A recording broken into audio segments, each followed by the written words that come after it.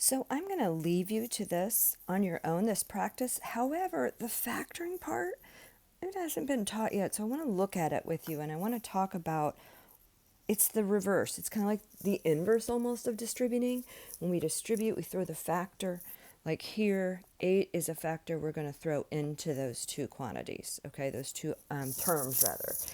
And because it repeats 8 times. Remember, 8 times 4, 4 and 8 are factors.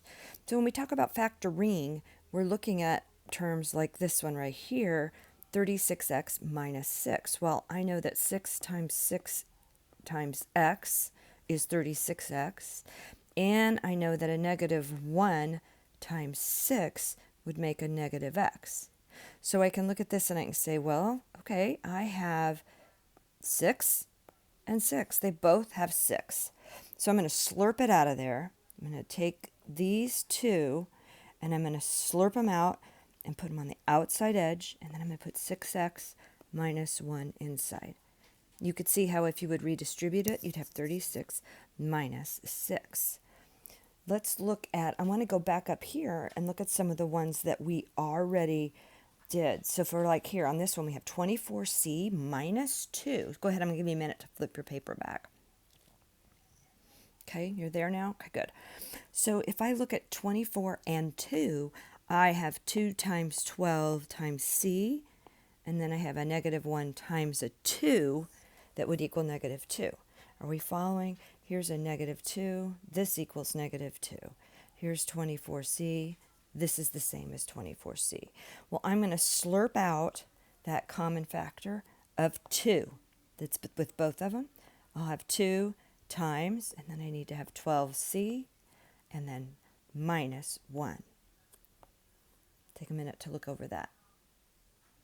We'll look at some of these others that we can factor as well. This is a good one here. So if we look at this one, we have 8 times 1 times p. We have 8 times 2 times q. And we have 8 times 7. So I have this 8, 8, and 8.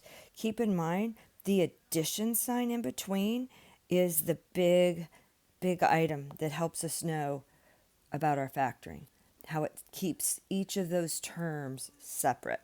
This is there. Here is that one. Here is this one. Put my addition, okay?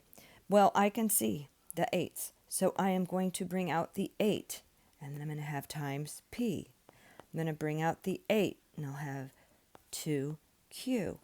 I'm going to bring out the 8, and I'll have 7. And you can redistribute it back and see what it looks like.